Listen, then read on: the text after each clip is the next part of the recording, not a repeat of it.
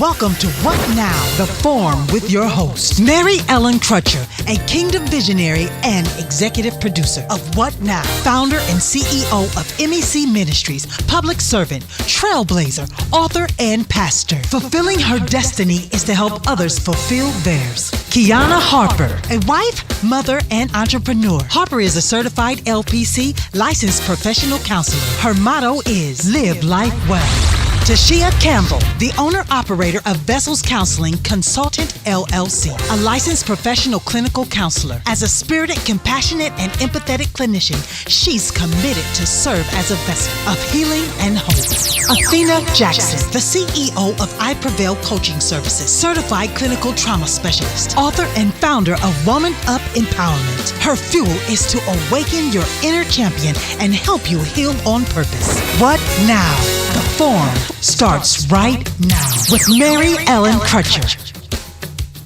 Do you have the courage to think past where you are? Do you have courage to believe in your own ideas? This is coming out of my book, Captured by God, Reflections in the Cause of Christ. It's another bondage, and I don't want to be free.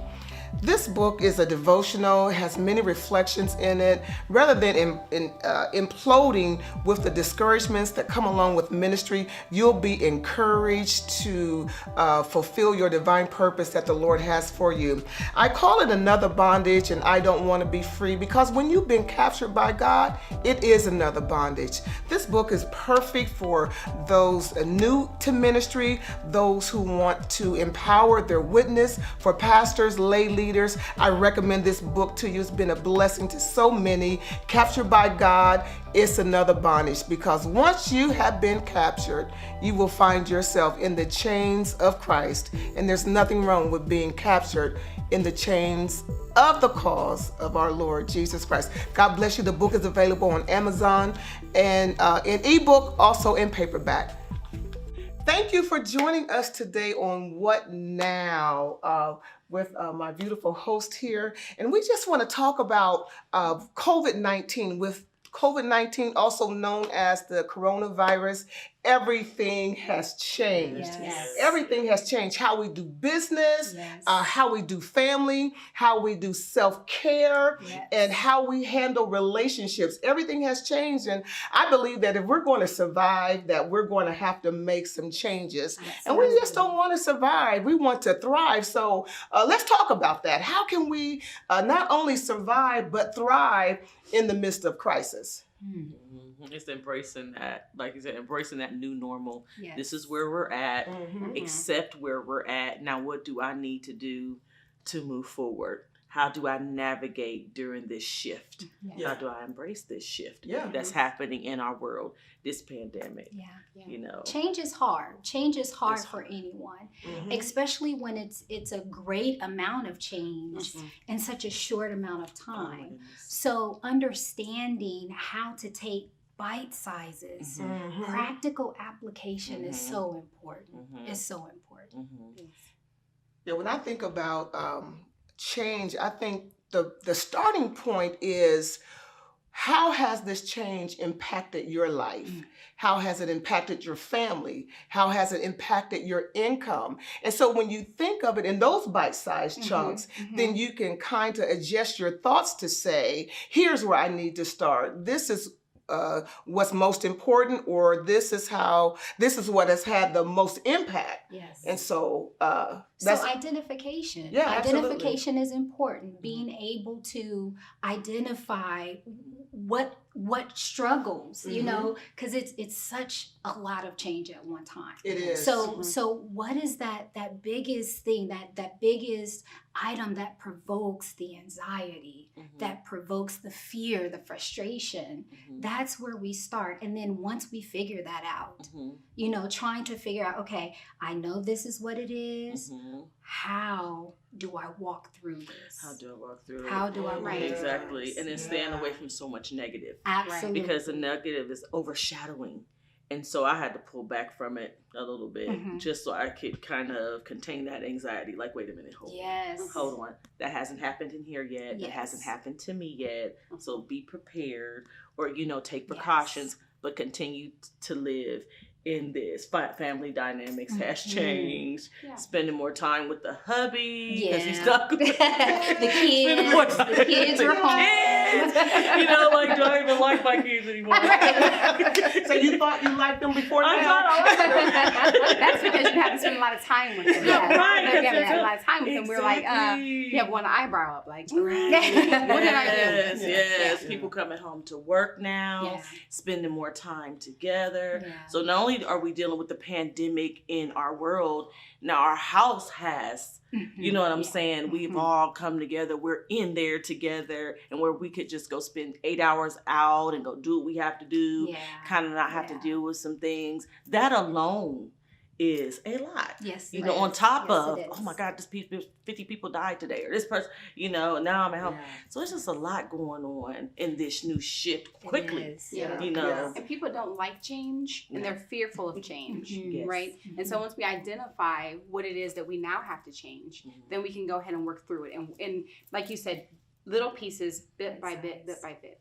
Mhm. Yeah, so like when it comes to, let's just say, for example, working at home, coming from, I already work at home, so, but coming from the office or whatever environment that you worked in to coming to working at home, how does that feel?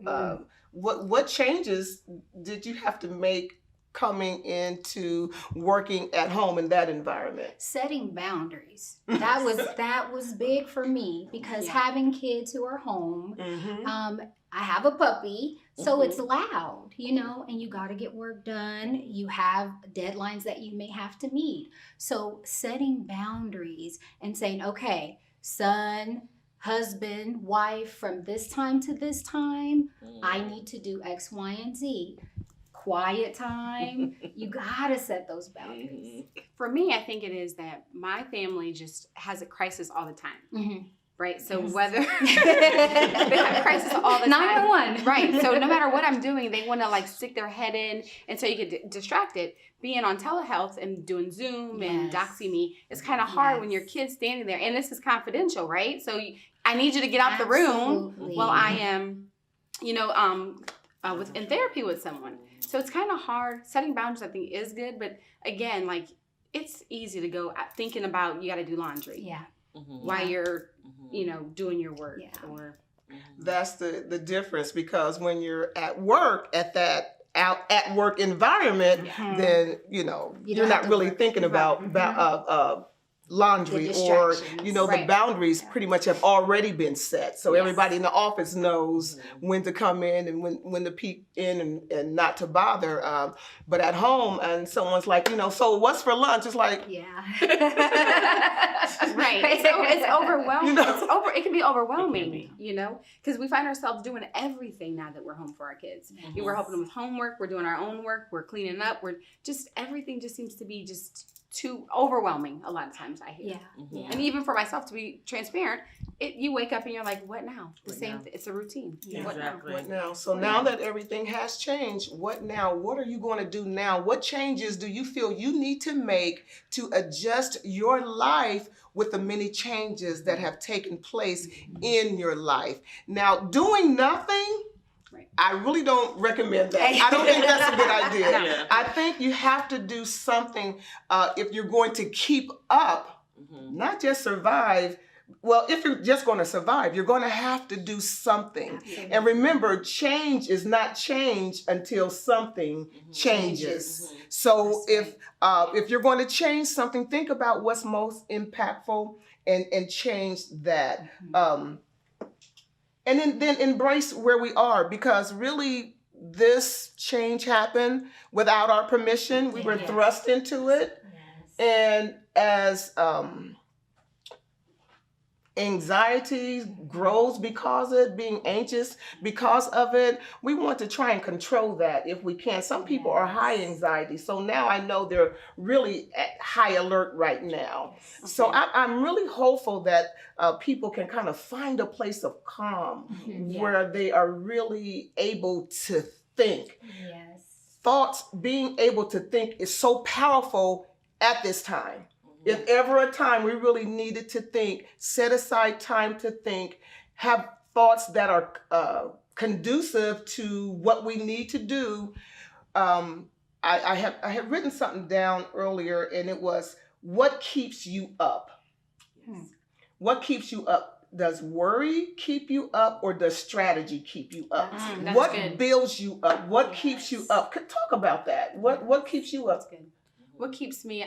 Planning. I'm always planning. Yeah. I have Mhm. strategy. I'm always Yes. planning the next day. Worry, not so much. I just kind of, it's gonna be there, right? So we just kind of fit it in where it needs to be fit in, and yeah, so it's just strategy for me. Yeah. Yeah. And it's good to have strategy to keep you up, rather than worry and negativity keeping you up. Exactly. Yeah. That because it takes just as much time doing nothing as it does doing something.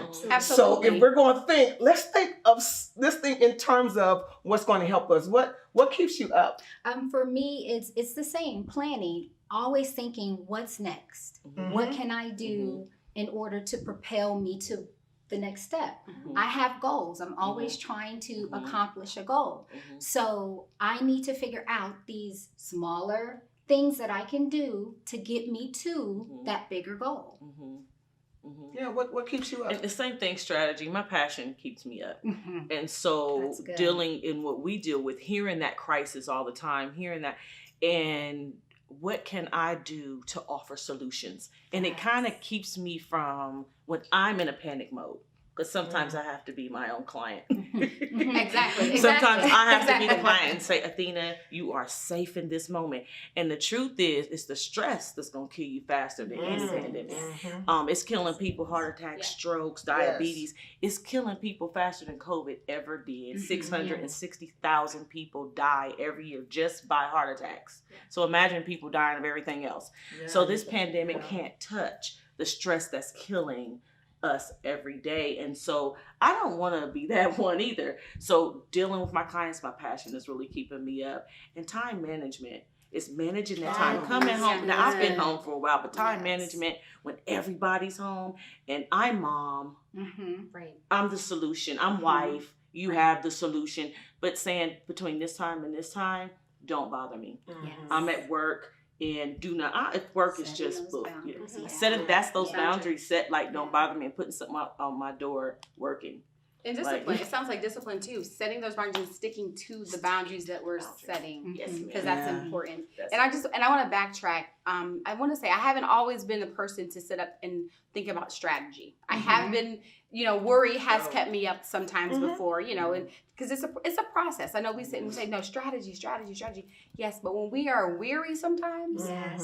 it's like, Yes. wait a minute, hold on. Weary is keeping us up. We can't sleep. We're restless. We're fatigued. We have headaches. All those things, right, keep us up at night. But then when you're like, you know what? When you think about the big picture, because we're only just a little piece of the picture. Yeah. When we think about the big picture, we can kind of breathe a little bit. And I don't know where everyone else's belief systems are, or, and because everyone has their own thing, and what they do for their spirituality. But, sometimes you have to embrace it and let that thing go. The thing that you're worried most about, let it go. Take a deep breath, recenter. That's good. That's I like good. that. And finding time and space to care for self. Finding that time and space and to be kind to self. Because this is something that we haven't experienced before, and so we're trying to figure out our new normal.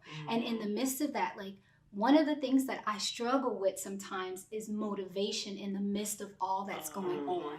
Not shutting Right? down. Yes. So I'm feeling all of these feelings, and then I don't want to get up and I don't want to meet those goals and those deadlines. And I have to remember, you know what? This is something that you've not experienced before. And it's okay. It's okay. It's okay. I took a week and I slept until 11:30, 12 o'clock. I took a week and allowed myself to just be. I didn't want to be coached that week. I had to be wife. My kids are grown. I have grandchildren. I'm like, this is my week. And in order for me to show up for my clients, for my children, for my wife, for the ministry, I need me some me time. Yes. And this is a lot going on, and a lot of people depend on me to give them answers. And one thing about being a Christian, because we're Christians, and allowing the Holy Spirit to speak, he downloaded the whole week. And I fasted the whole week. So we did the first 3 days of not eating. And then after that, God just downloaded just simple answers. It wasn't deep, just simple, everyday stuff. And it has really gotten me through, because I have little anxiety issues where I have to woosah and reach out to my own minister or pastor, or have to hear what she's saying. You know, like, okay, that ministered to me in this moment right now. You know, I'm not perfect. It's not, oh, no, I'm going through this. You just don't even understand, you know. Self-care. Yes. Self-care. Self-care is so important, because if we don't take care of ourselves, how are we going to take care of everybody else? You know, that self-care and believing that you deserve to be cared for. Yes. You know, I deserve to take care of myself. And like you, for like that first week, it was like popcorn and television and hot tamales, man. Those were my friend. And then finally I said, okay, pajamas, you know. I'm like, I went live a couple times, just changed my top. It's like nobody sees this, you know, right. So it's like, got off of that, went back to the, the popcorn, the hot tamales, and finding some good movies. And then finally I said, okay, it's time to re-engage. Yes. It's time to re-engage. So, and re-engaging, and just like, I was like, what now, God? For real. Really? I was like, so what now? Okay, so now that everything has changed, I need to live stream our services. Something I had never done before. I know you've been trying to get me to do this forever, but anyway, but something I had never done before. And I just did not like being in front of the camera and all of that. But look at this. Right. So what now was birthed out of COVID. So I believe that at the end of the day, when we pull back the curtains, if we engage and allow ourselves time to think of what we're going to do now, you have no idea how this opposition can become opportunity, and the ideas will begin to flow. Simplistic things. This really happened very quickly, and I really appreciate you ladies coming on board with at such a short notice. It's very fun. It really has, and it's been a journey, and it's a journey that we created. So things have changed. So what creative ideas are waiting for you to happen to them? What idea is waiting for you to put the meat and potatoes to? That thing that's been lying dormant. So yes, everything has changed. And one thing about change, I'll say that when things shift and change, you don't always gravitate to it right away. I didn't realize the extent of all of this. I thought, I just didn't know how long it was going to last or anything. And I'm like, okay, well. Or how big the impact would be. Exactly. And it's been very impactful. I don't think any of us can say that we haven't been impacted by this coronavirus. So when change happens, we don't always gravitate to it. We don't always develop a taste for it right away. And so it's like developing that taste for it to say, okay, it is what it is, but I'm not going to que sera and just let all this stuff happen to me. I'm going to happen to it. Okay? Come on now. That's so, and I want to say, she has a husband. She doesn't have a wife. I know it sounds like she said that earlier, but anyway, I just thought I'd put that out there. Anyway, so, and when change happens, you don't always know what to do with it. Right. Yes. And one of the things that we can do in it is, best we can, be calm and then be absolutely kind. You said that. It's so important that we're kind to our spouses, that we're kind to our children, that we're kind to those who are servicing us, and just being, there's nothing wrong with being kind. I don't know. So, yeah, there's nothing wrong with it. And I even had to, even in the services I offer was maybe slash my people are not working. Yes. But was looking down one of the groups, and I mean, like 4 people said they wanted to commit suicide on Saturday. Oh my And Yeah. I went in and just started pulling stuff from my resources and handing them to women. Like, you know what? Money doesn't even matter. Yes. You understand? Yes, I heard you it's say important. this, and whatever I can offer, because the truth is, it's not worth killing yourself over. Yes. But I remember in 2008, people were doing the same thing when our economy crashed. Mhm. They didn't have answer, was kind enough. Like, I'm gonna think death is kinder than the fight.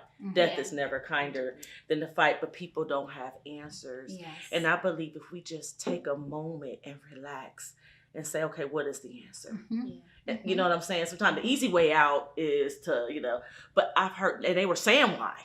Like, I don't like my husband. My husband is really cruel for real. Yeah. And so before COVID, I could run from him in the grocery store at my mama's house. And you know what I'm saying? I could take the kids. Yeah. Or I don't know how to deal with all of my kids. School dealt with them when they came home. Exactly. I had them on. Yeah. Now I'm overwhelmed. So I have this husband or my relationship that we're fighting. We're not getting along. It's reminding me that I'm not enough. My kids is reminding me that I'm not enough. And I've really never tackled goals or anything, because goals was kids and husband and my job. Yes. So now I'm Right. sitting and feeling attacked Mhm. and alone. What do I do? What What now? now? What now? And that's all I saw when she said we're gonna do what now. That's all I saw was what now, what now. Yeah. Like, you need to tune into this. But I know it's more people, not just women, men. Yes. I'm not Yes, showing up to absolutely. my family. Yeah, I'm yeah. not feeding my family. Wow. Yeah. And so being able to see that on social media, my heart goes out to those people. What now? It's great that we have each other. Yes. It's great that we have our pastors and our leaders, but everybody doesn't have pastor leaders. Right. Absolutely. I think it's important that in these times, those of us who do have the capacity, who may have a little more strength that they can offer outside of, dealing with their families, their work, Yes. to offer that to others, especially when you're on social media and you see people who are struggling. A part of us standing together is being there for one another. Yes. Being able to say, you know what, I understand where you are, or maybe I've not had that thought before, but I can relate because I'm human too. And these, I understand pain. And so let me encourage you. Let me offer you something. You never know your smile, Jeez. 1 or 2 And it's free. words, and it's free. And it's free. How that can impact And someone's it's life. free. This is true. Yeah. Yeah, this is true. It is true. I was thinking about what you were talking about, being kind to yourself, and then when you were talking about how the people were telling you that this and this and this and this is my reason for wanting to kill myself, right? And so kindness and identification. I thought about both of those while you guys were talking, and I'm going to say this first to your topic was so I looked at that as a pie, right? Our life is a pie. We have kids, work, life, husband, this, that, and the other, da, da, da. And so if we look at a whole pie, we can't just eat the whole pie because it'll be all over our face, Absolutely. right? So sometimes we have to cut those pies in pieces. And a lot of times when we cut the pies in pieces, we may start off with big pieces, right? But then we may have to cut that piece into another piece, or maybe cut that piece into another piece. And so I seen a pie. So we have to learn how to tackle things one at a time. Yes, we have a pie in front of us, but we cannot eat it all at the same time. We cannot do that. And That's so good. I don't think people really understand that. They just see something and they get overwhelmed by, I gotta do all that. I gotta do all this. Instead of saying, you know what, well, and I think when you're talking about identification, a lot of times people are fearful of identifying the things that's wrong in their life. And so they shy away from it, which looks like it's really overwhelming. You know what I mean? So they don't identify. And so when they begin to identify bits and pieces of it, then they can tackle it and they can identify and they can put it in pieces. So I thought about even being kind to and this is just kind of not off topic, but it kind of shifts. Because you said something about doesn't matter how much money we have. I have talking to my husband, I was saying, it's the funny that the people at the fast food restaurants have jobs. They have jobs and working, right? The very people that we run to and, that we may say mean things because our food is not right, they have jobs. So not only being kind, being kind to ourselves, but be kind to everybody. That's it. Yes. You know, and I believe that when we learn how to be kind to, first of all, you know, love ourselves first, this, that, and the other, but I think that if we learn how to be kind to someone else, then we can extend kind to ourselves. That's it. You know what I mean? Even saying thank you. Just give me a back thank you. I appreciate that. Thank you. Yeah, absolutely. You know what I mean? Absolutely. And we can extend that grace that we give somebody else to the grace to ourselves. To ourselves. Yeah. I think sometimes that's where we fall. I'm Yeah. so busy trying to be everything to everybody. Have some compassion. Today, Yes. I'm not perfect today. Yes. I had a client tell me one day, she said, Athena, I'm really having a bad day. I'm feeling, you know, that I'm not enough. I said, who are you comparing yourself to today? Yeah. Why are you trying to be good. perfect? You're not perfect. Yeah. And stop looking at people who's got 10 years into your 1 year. Yeah. Stop that. Yeah. You are where you are. You know what I'm saying? Quit looking at people who's been married 50 years. They know how to handle that. Mhm. You know, get with someone and ask questions. Let's not have too much pride. Give yourself room to grow and breathe. Have some compassion on yourself. Yes. Forgive yourself. Yes. Forget. I've let things get out of hand. I see that. I think that's where COVID comes in. I think that's where the advantage is that we can see where we really need to make changes. Yes. And Yes. that I'm like, okay, so now you see where you and hubby, now you see where you and well, what are some solutions? Yeah. Be solution driven. Mhm. And I think that'll keep us from, you know, beating ourselves up all the time and beating up on other people. We're not kind to other people because we're not kind to us because we don't have compassion for us. For anything. I made a mistake. It's okay. It's not okay. perfect. Yeah. It's okay. You know, Yeah. it's just not perfect. Having a bad day is not the end of the world. It is It not. really isn't. And we have to be real. I'm like, who doesn't have a bad day? Now, some people, you may look at them like, do you ever Have a good day? ever have a bad day? Yeah, do you ever have a good day? Yeah. But some people, do you ever have a bad day? Yeah. Because some people are so pleasant, but even the people that are most pleasant have those moments Yes. where they feel some type of way about what's going on around them. And so if you have a bad day, it's not the end of the world. And anyone who is feeling like ending it all, I just want to say that crises come and they go. This too will pass. Will pass. This is not the end of the world. This thing is really meant to catapult you into another dimension of your life Yes. that you may have no idea what's waiting for you. So I'm saying, before you throw in the towel, let's hold this thing up and look at it and just say, as a blank, like a blank sheet of paper Yeah. or whatever, and say, what can I do with this? Yes. Yeah. What now? What can I do with what I have? You know, so I can lean with it, roll with it, rock with it, baby. You know, so hey, you know, so what am I working with? What do I have? It Yeah. seems like everything is gone. But I tell you, if you do inventory, Yeah.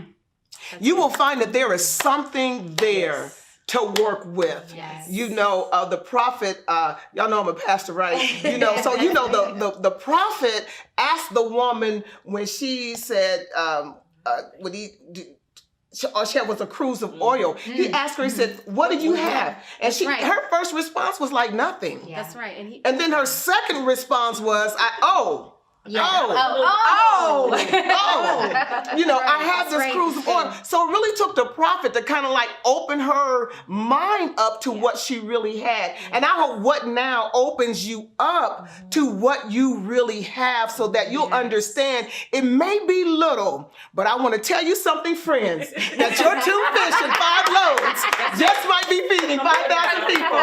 That's my preach for today, I think. Okay, so yeah, I love it. so it's not the end. Let's see opposition as opportunity. Let's see this thing that's overwhelming us.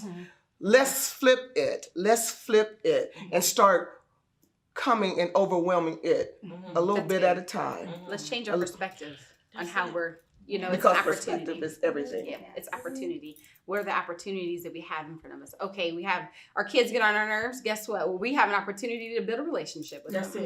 it. Let's play Yes. Uno and Monopoly. Let's play Duck Yes. Duck Goose, even though we're running around. Let's play hide and seek. Let's play whatever. Let's get the family back together. If we need a quiet minute, Yes. I remember playing with my kids and we were talking to my youngest, and she said 1, 2, 3, quiet castle, and I was like, oh my god, I remember a game where all my kids would have to be quiet. We'd be in the car and they'd be fighting. The 3 of them be fighting in the back seat, and I'd be like 1, 2, 3, quiet castle. and you'd hear them, and they'd be quiet. Oh, wow. You know what I mean? That's just, it's just something that families can do, moms, dads can do with their kids to get them back centered. You know, what are the opportunities? We take devastation, okay, crisis, turn it into an opportunity. Yeah. That's it, and find out what they're thinking. Children have feelings, they have emotions. Oh, And when my children were little, I did what you call mother's touch. And so even now, there's like we're having a mother's touch. So when this began to happen, I brought all my family to the table. If I birthed you, you came to the table. That's good. And we talked about what was coming because we do. Most of us belong to Kingdom Life Church, and we know that God talks to us. And He began to talk to me. He let me know how to prepare. That's what I love about God. He'll prepare you. And so I sat down and we had a conversation. And now it's having those conversations, the mother's touches. How are you feeling about this? How do you feel being away from your friends? How are you feeling alone? Or, whatever, how is this affecting you right now? And building that relationship out of the games is finding, hubby, how you feeling today, babe? I know we got a lot going on, but I'm here for you. I'm here for you if you need me. I really am. You know, I know I depend on you a lot. I have had to say that to my husband, like, I'm here for you this time, and he did, but whatever, just bringing those opportunities, those family opportunities, building them with your kids. This is a great time to build new relationships with your family at the end to make that family dynamic stronger. Okay, I don't like you. I don't know you no more, so let's get to know each other some more. I just think this is a great opportunity. When you said death, I thought, how like people come together when someone dies, right? We talk to God when someone dies, but this is like the death of the world. Yes. You know what I mean? But you still have your family intact. It's the death of the world and how we know it. And so there's going to be some grief and some, grievance and whatnot. But we have to move forward and we come together collectively as a family, no matter if it's baby's kids, it's collectively, you know what I mean? And we have to show them grace because we have to have grace for ourselves because we're going to get a little upset. They're going to get upset. No, we just have to have compassion, kindness, and definitely grace. And get answers. Yes. There's other mothers. Yes. There's other people. Yes. People have your answer. So if you have a question, you now know I didn't know how to do that. There's answers out here. Utilize your resources, but don't give up. Don't give up. Don't give up. Yeah, don't give up. I want to add something. I want to add this. I'm so happy that you ladies spoke on the children. Yes. Our adolescents. Now, that's my little domain. I love me some babies. I love me some adolescents. I think it's so important to have these conversations. Their life is changing just like ours. Absolutely. And there's a lot of confusion for them. A lot of, what do I do now? Like, I can't, some of them will go to school and that's their outlet.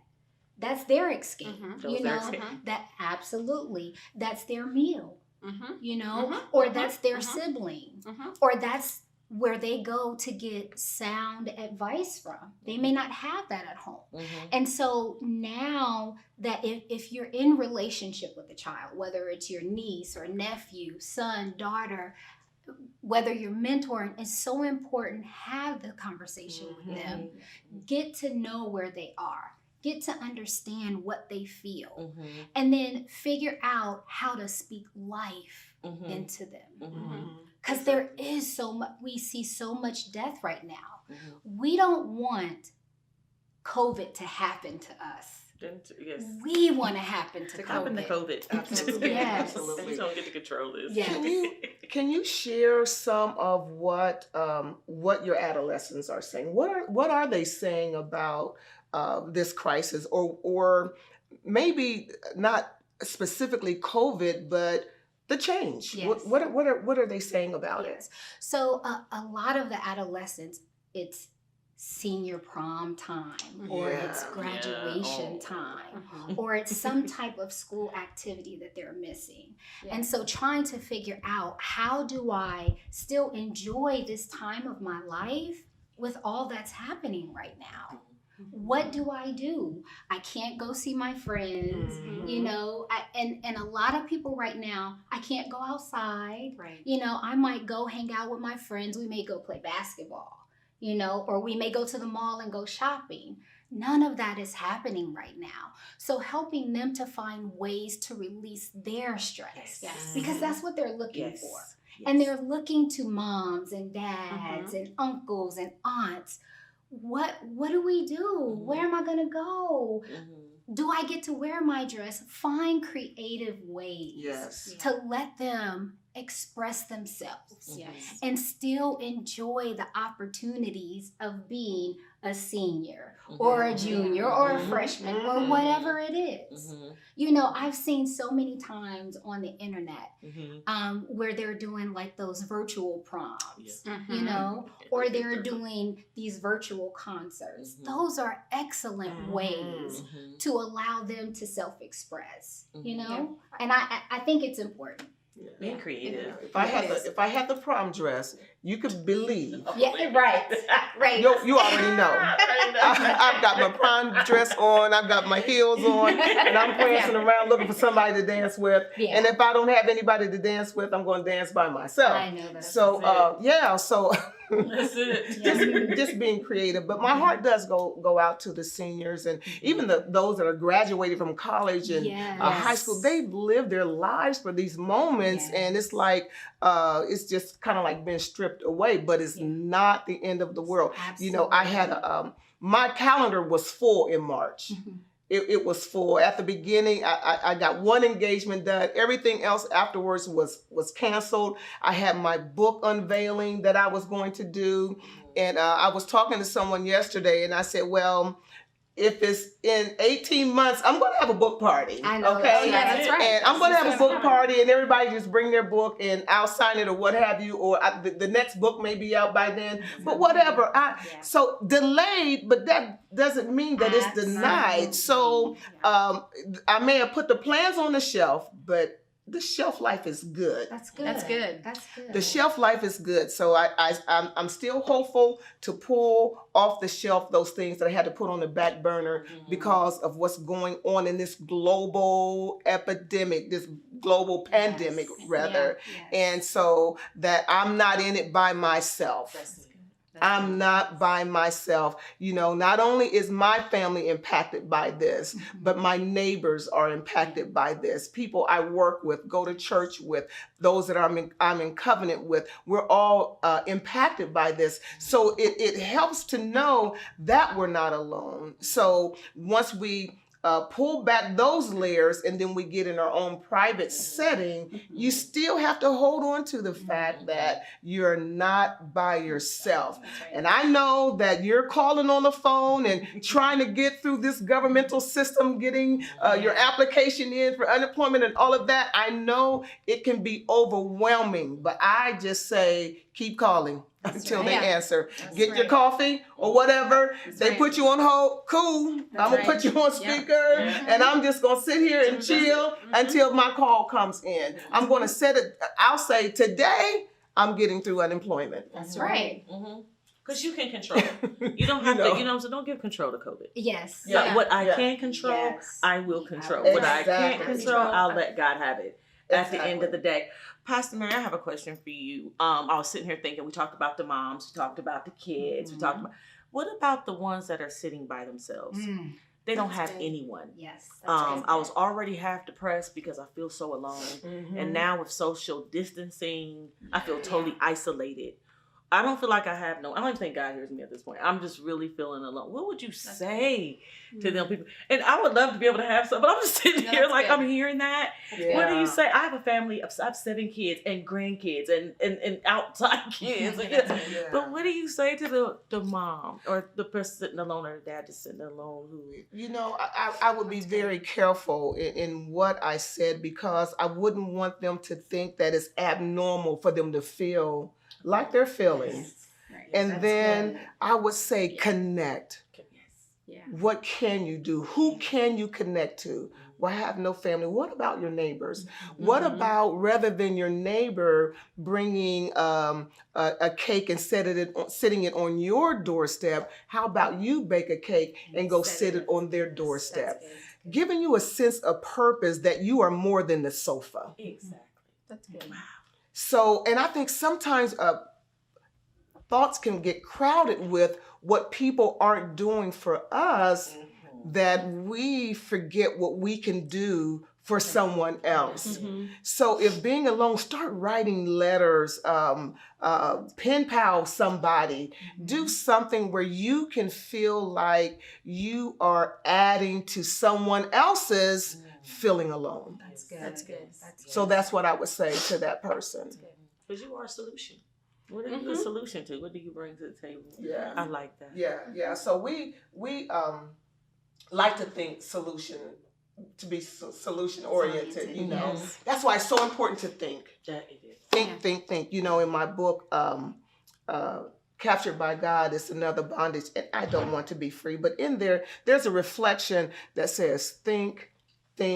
We are no greater than our thoughts. Yes. So we have the power to think. It's just, what are you choosing to give your thoughts to? Because where the thought goes, the energy flows. Yes. Good. So as we think and focus on different things, we begin to give it energy. We begin to give it power. So I would rather use my thoughts on something that's constructive, something that's building up, rather than something that's going to tear me down and have me feeling miserable inside. So we have the power to think. We do have the power to think. I want to speak from the perspective of a single woman. I'm a single woman. I do have a child and I have a puppy. And yes, they do keep me busy. Yes. However, I am a single woman, and I being in a space where I'm not near my family, right? So I spend a lot of time alone. And I do find that sometimes it's like, dang, I'm all by myself. Yeah. Like, who do I talk to? I can't, it's not like I can go see mom or go see dad or sister or brother. But what I'm finding myself stepping into is using my resources. Like, I have an iPhone, so I can what do you call it? FaceTime. Thank you. So I can FaceTime, or I have a computer. So my pastors introduced me to Zoom. So now I can Zoom people. You know what I mean? Yeah. So not allowing yourself to get caught up in the mindset that you have to be alone, because you don't. There are people who you can pick the phone up and call, and they would love to hear from you. Yes. Absolutely. Will talk to you, will encourage you, motivate you, whatever you may need in that moment. Yeah. And so I do think that we have to be mindful, because I find myself sometimes, like, I'm sitting in the midst of great women right now, right? And these women are married and they have families and they're successful. And I'm like, okay, but listen, just because I'm not married doesn't mean I'm not successful. That's right. Doesn't mean I'm not impacting. Exactly. So, it's also about changing your mindset. Yes. Yes. Yes. So, this has been so wonderful, and I just hope it's been just as great for you all as it has been for us. So, Harper, do you have anything that you would like to share as we get ready to shift? Yeah, I would just say work on changing your perspective so you can build hope. Work on changing your perspective so you can build hope. What is life without hope? Hope deferred, we understand, makes the heart sick, but keep hoping, keep striving, and search for the opportunity in all of this stuff.